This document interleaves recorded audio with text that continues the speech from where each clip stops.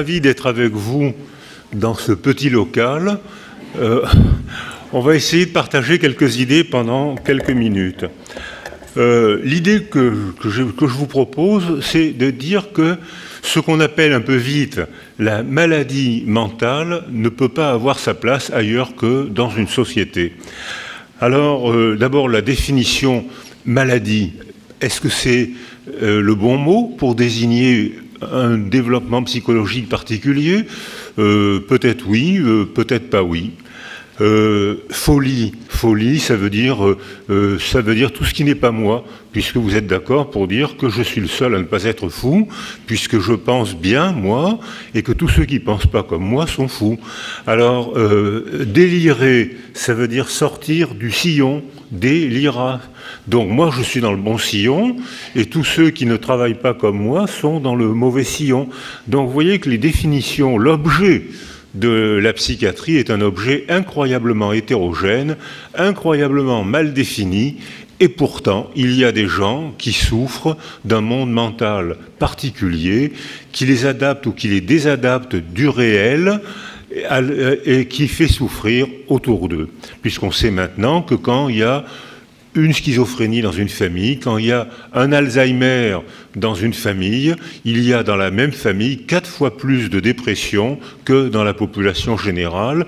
Donc on n'est pas malade mental tout seul, même si l'expression de malade mental, j'arrive pas à la définir. Alors voilà, si vous aviez les idées claires avant cet exposé, j'espère qu'à la fin de l'exposé, elles seront confuses, parce que ce que j'ai à vous dire, c'est vraiment que c'est pas simple. Exemple, Hippocrate, vous voyez que je remonte aux sources, voit une crise d'épilepsie. Bon, une crise d'épilepsie, maladie, oui, folie, pas oui, et pourtant, difficulté psychologique pour le sujet malade et son environnement familial, et déjà, l'interprétation culturelle joue son rôle. Hippocrate voit un homme être un peu confus, pousser un cri, tomber, convulser, se mordre la langue, uriner sous lui, convulser, et puis quelques minutes après, il se relève complètement souriant, complètement apaisé. Voilà le phénomène que tout le monde peut voir. Et l'explication de ce phénomène, Hippocrate dit d'emblée, ça vient du cerveau. Ah non, pas du tout, disent les prêtres, je l'ai bien vu, moi, il a convulsé, je l'ai vu de mes yeux vus, c'est parce qu'un démon l'a possédé. Donc c'est une démonologie, le cerveau n'a rien à voir là-dedans. Et cette manière de raisonner a occupé toute l'Inquisition, puisque le dernier bûcher pour épileptiques a eu lieu en 1824 en Espagne.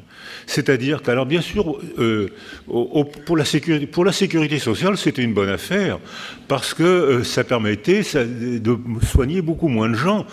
Sur le plan humain, ça peut se discuter. Alors, il y en a un troisième, au contraire, déterminant politique. On voit César, c'est notre empereur.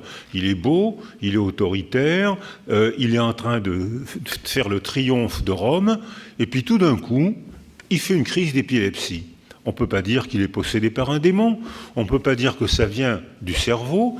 Comme il se mord la langue à chaque fois, on lui met un bâton dans la bouche dès qu'il commence à avoir ces symptômes, donc il ne se mord pas la langue parce qu'il mord le bâton, d'où l'origine de l'expression du bâton de maréchal, il convulse, il revient, c'est vrai, hein, il convulse, il revient à lui, et on interprète ce qu'on a vu de nos yeux vus, on l'interprète en disant, c'est donc le haut mal, il a été visité par les dieux. Et évidemment, il a été visité par les dieux, il est empereur. Alors, donc, l'idée que cette illustration clinique vous propose, c'est que pourquoi est-ce qu'Hippocrate a dit ça vient du cerveau? Il n'avait pas d'électroencéphalogramme, le diagnostic d'épilepsie a été longtemps difficile à faire. Maintenant, on soigne très bien cette maladie. Quand j'étais enfant, beaucoup d'enfants dans la classe avaient des convulsions et ces enfants étaient malheureux parce qu'ils étaient rejetés par le groupe alors qu'ils étaient simplement malades. Alors qu'aujourd'hui, on soigne très bien l'épilepsie et on ne voit plus de convulsions dans les classes et le développement psychologique des enfants est bien meilleur puisqu'ils sont plus harcelés, ils sont plus rejetés par leur classe. Donc ça veut dire qu'un phénomène, dans le cas de l'épilepsie, simple à observer, à peine observé, il est interprété en fonction de la personne, des valeurs de la famille et des stéréotypes de la culture. Donc, non seulement la maladie mentale, la folie, je ne sais pas comment dire, ce trouble, je ne sais pas ce qu'il faut dire, cette souffrance, alors ça, je crois qu'on peut le dire, elle est parfois observable, à peine observée, elle est interprétée. Et là, ça parle de nous.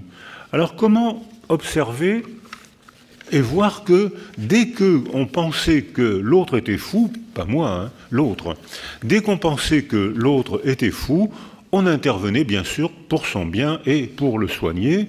Et c'est pour ça que dès le néolithique, on a vu des crânes avec des grosses trépanations.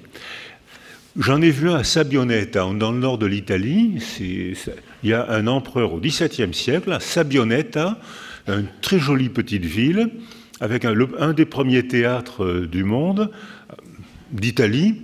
On voit qu'il y a l'empereur a été trépané.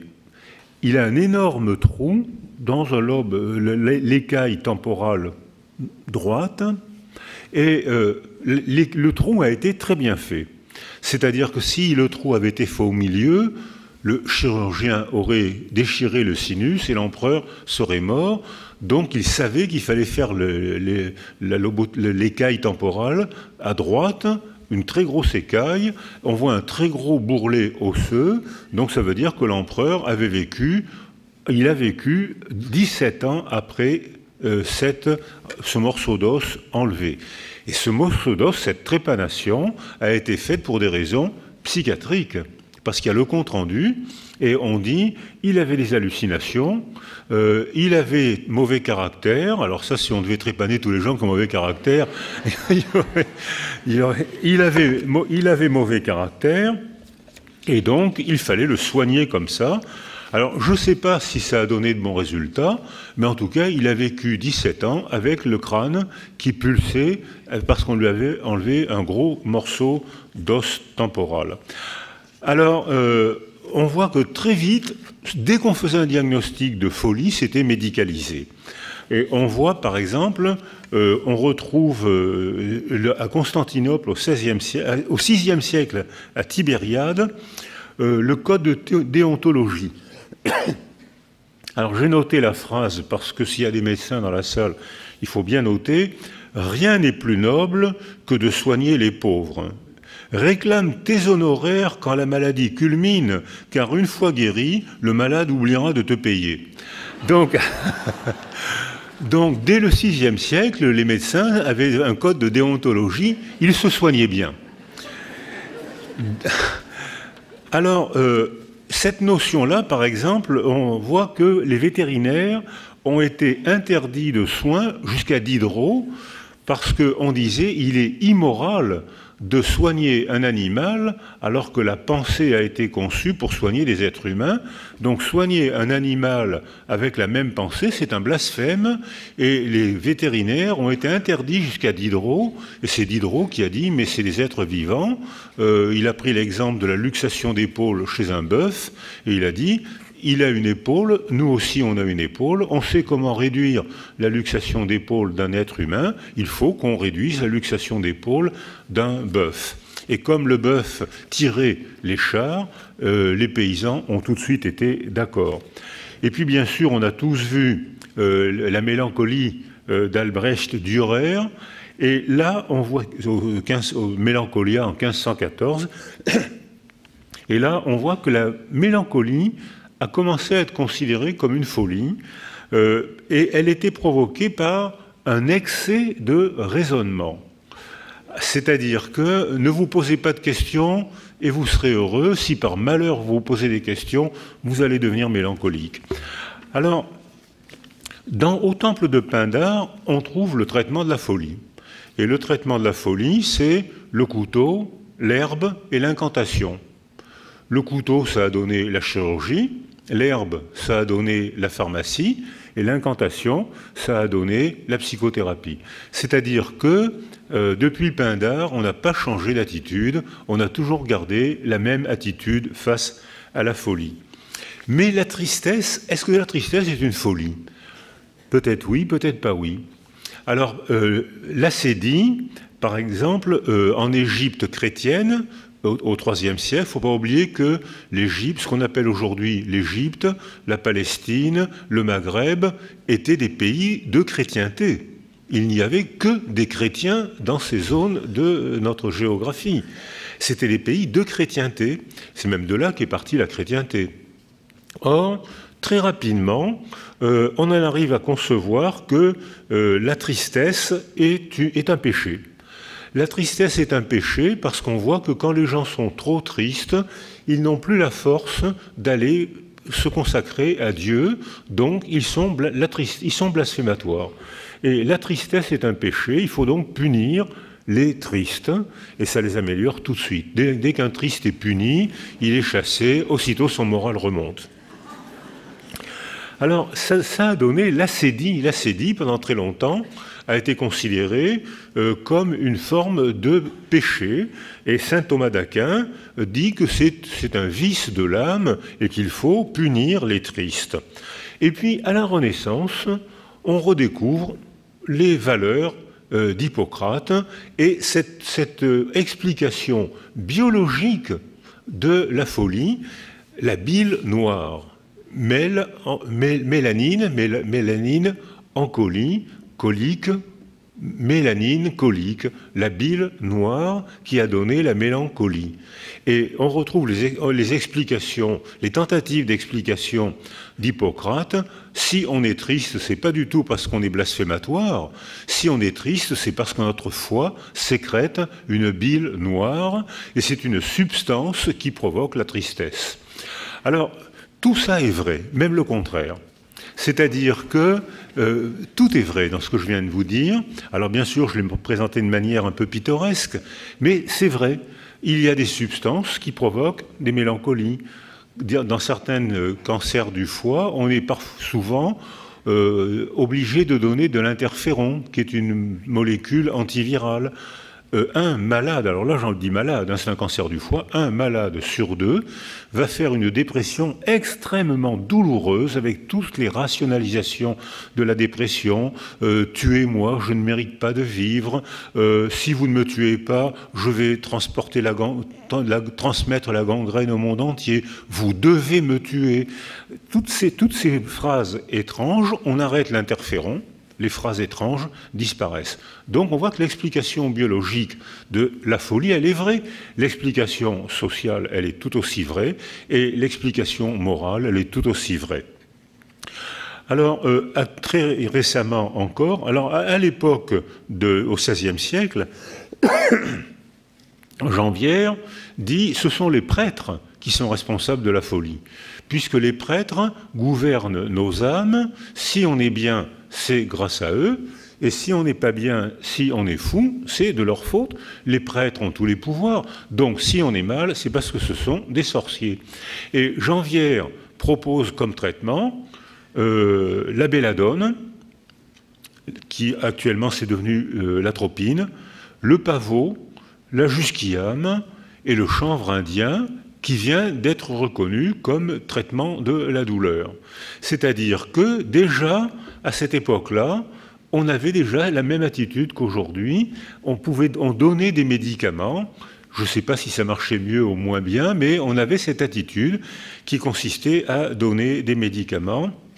Et puis, à la même époque, on a Erasme, bien sûr, qui fait l'éloge de la folie, parce que la folie, c'est pas du tout une souffrance, au contraire, c'est un voyage initiatique, merveilleux, et il est bien connu que les schizophrènes ne souffrent pas et qu'ils sont initiés. Et si je vous dis ça, c'est parce que Ronald Ling, psychiatre, l'a dit et l'a écrit dans les années 70. C'est-à-dire que tout peut être dit à propos de la folie. Alors, la folie devient un problème moral avec la Révolution française et avec Pinel. Et au XIXe siècle, la tristesse devient une merveilleuse nostalgie. C'est-à-dire que c'est plus la mélancolie, on souffre délicieusement. Et les hommes disent, nos pères, eux au moins, ils avaient l'épopée napoléonienne, et nous, on n'a rien dans notre vie, on ne souffre même pas. Alors, et ça a donné tout le délice de la mélancolie romantique, où Musset, avec les grandes douleurs sont les douleurs les plus belles, avec toute cette folie romantique où la folie était merveilleuse. Schumann qui veut se suicider, qui veut se noyer parce qu'il ne joue pas assez bien du piano, et on trouve ça merveilleux avec les massacres napoléoniens qui sont transformés en mythes extraordinaires. Et nous, hommes normaux, on est malheureux parce qu'on n'est pas fous et parce qu'on n'a pas d'épopée culturelle. Alors, j'ai personnellement assisté à la découverte du largactyle et de l'halopéridol. C'était totalement sérendipiteux. La sérendipité, c'est Christophe Colomb qui va prendre un bateau pour aller acheter du poivre et des épices et qui découvre les États-Unis, parce qu'il se trompe de côté. C'est-à-dire que la sérendipité, on trouve ce qu'on ne cherche pas. Ces découvertes ont été sérendipiteuses. J'étais proche de Laborit et Huguenard quand ils ont découvert le largactyle qu'ils ne cherchaient pas.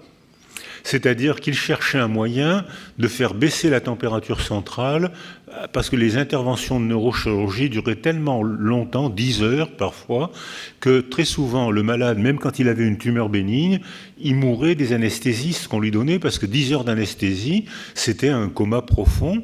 Donc il mourait du coma profond alors qu'il avait une tumeur bénigne.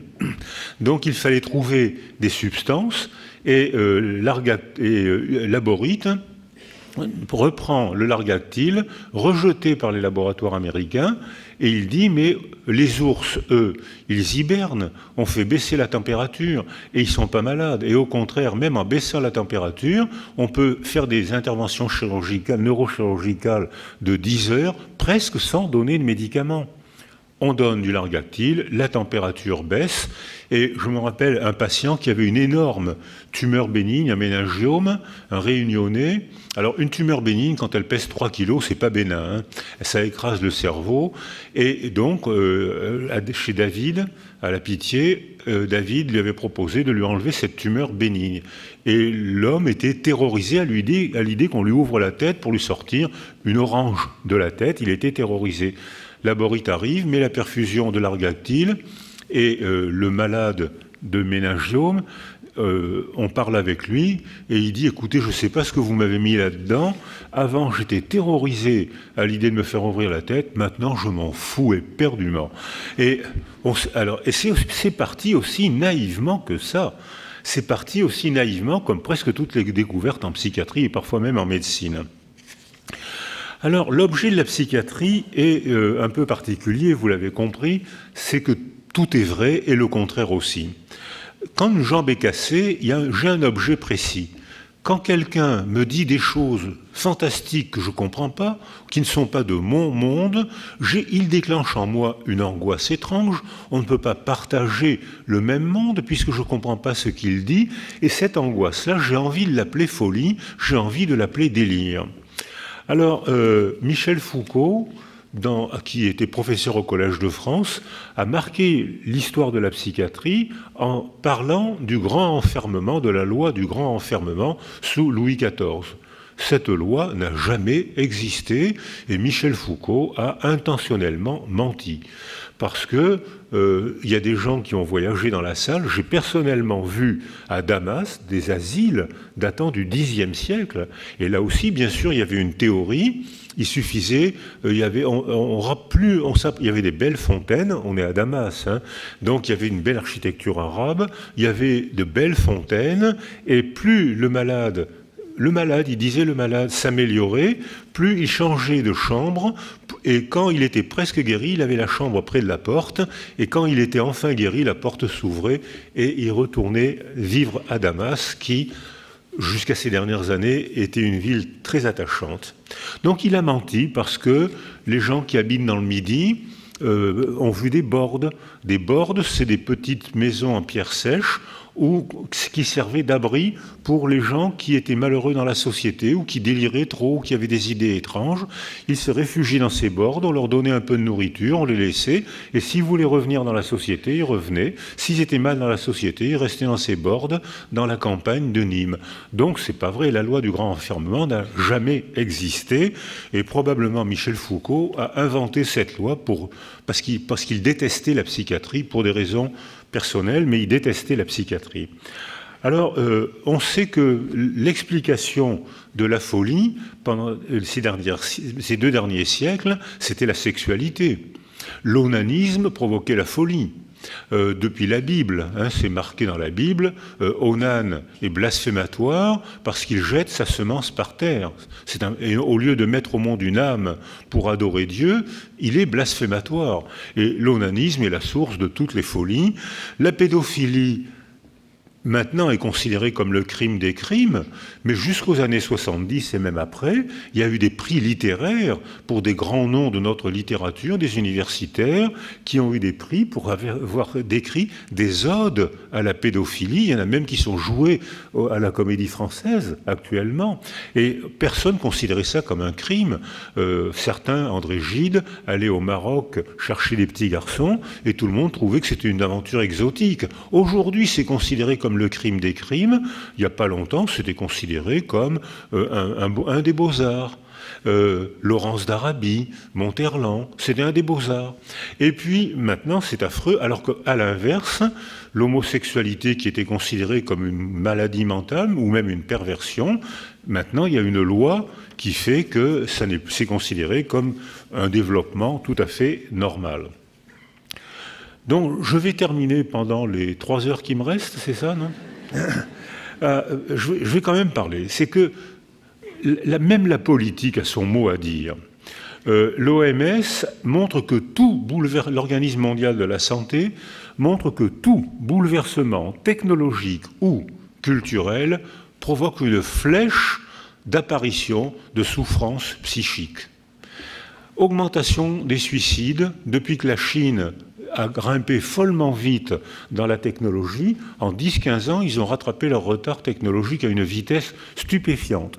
Le nombre des suicides n'a jamais été aussi élevé.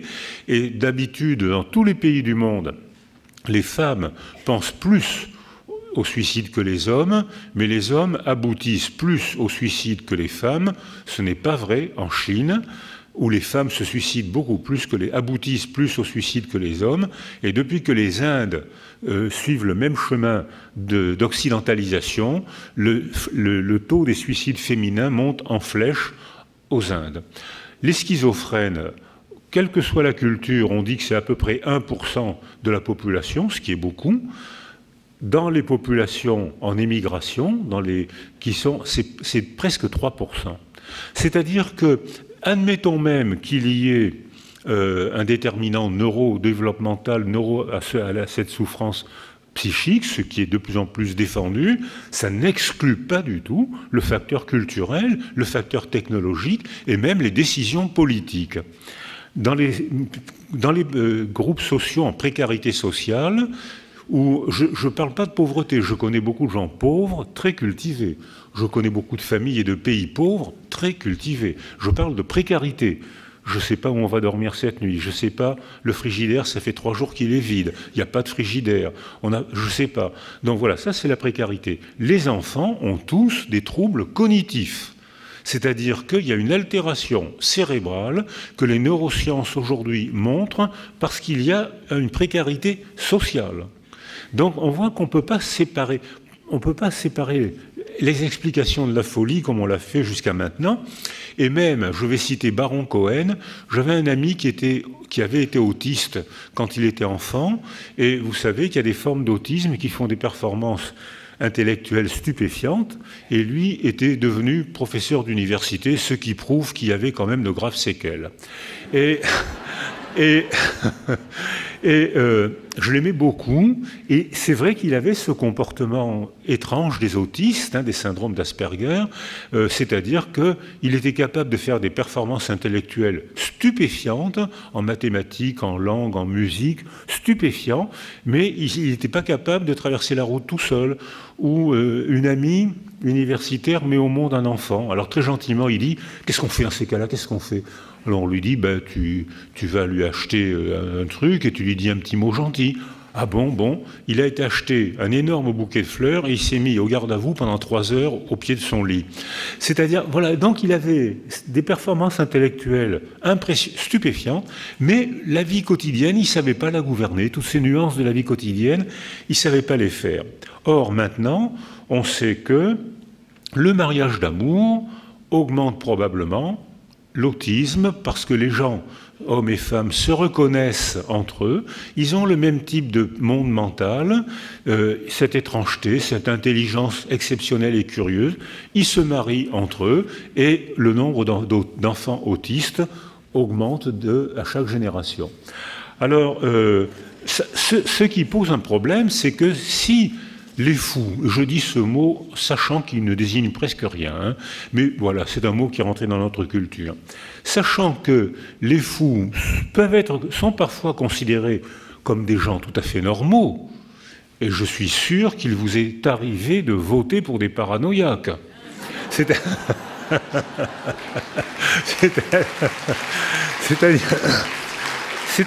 Ça pose un problème éthique énorme, c'est que si on normalise la folie, il va falloir les juger en cas de transgression sociale. Et s'il y a un vol, s'il y a une transgression, faudra-t-il juger les fous? J'imagine mal un schizophrène pouffant de rire devant un tribunal. J'imagine mal... Enfin, je ne sais pas. Voilà, c'est des questions que je vous pose, mais je n'ai pas la réponse. Je vais terminer quand même par... 2 phénomènes qui illustrent l'idée que je vous propose, c'est-à-dire comment les stéréotypes culturels, les récits culturels qui nous entourent participent à notre manière de voir la folie et des décisions thérapeutiques qu'on prend envers ceux qu'on appelle les fous. Alors, par exemple, le nazisme avait été fondé sur la théorie du surhomme. Et vous êtes bien d'accord avec moi pour dire que les surhommes sont tous grands, bruns et chauves. Je sais pas pourquoi je dis ça, mais... Alors, il y avait donc cette théorie du surhomme, parce qu'il y avait la théorie de la dégénérescence.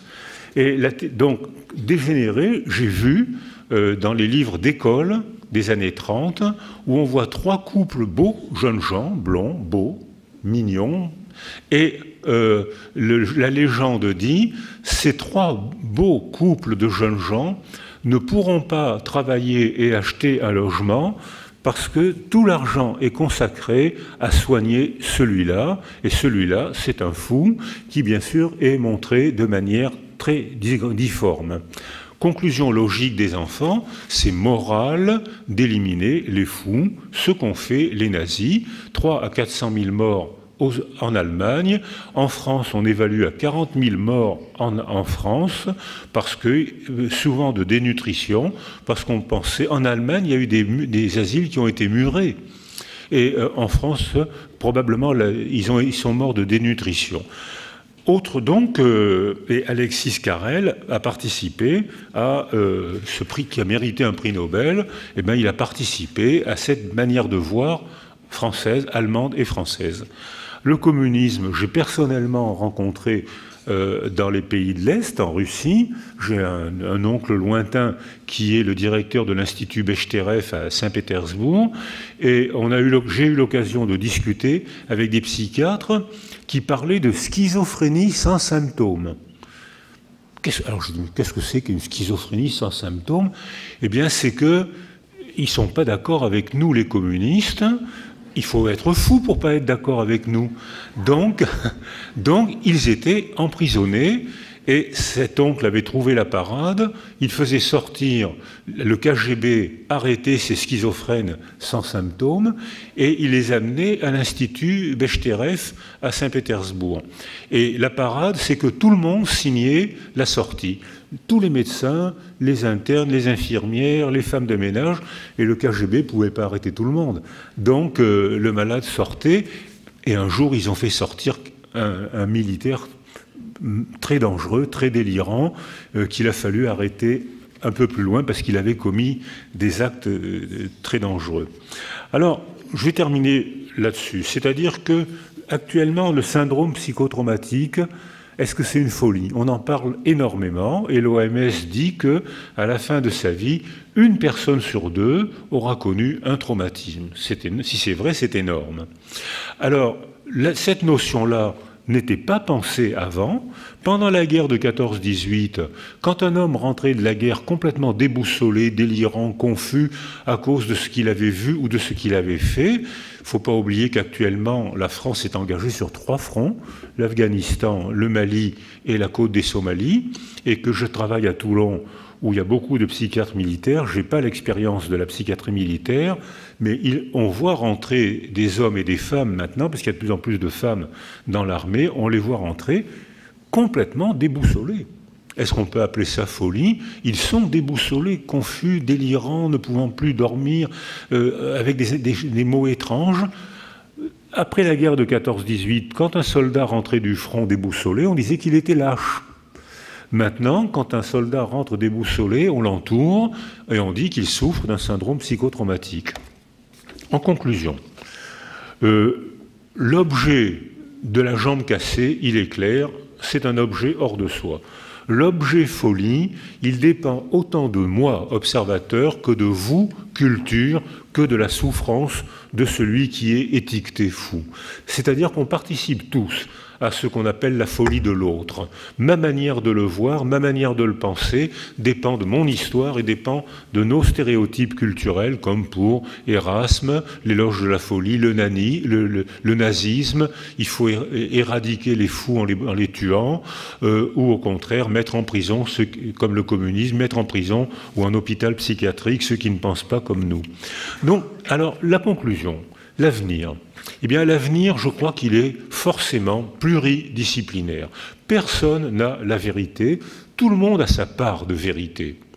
Les généticiens ont probablement eu un petit morceau de vérité pour l'autisme ou la schizophrénie. Mais je vais tout de suite relativiser ce que je viens de dire, parce que maintenant on sait que la bandelette génétique est modifiée par les structures du milieu écologique.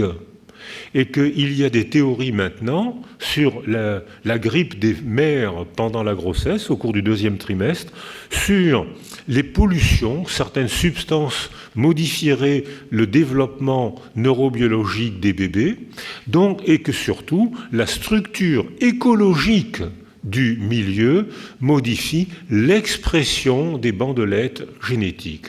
Donc même quand je parle génétique, je parle d'écologie en même temps.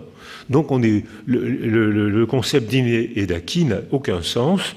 Alors, il faut donner la parole aux cliniciens, parce qu'eux, ils vivent, ils baignent là-dedans.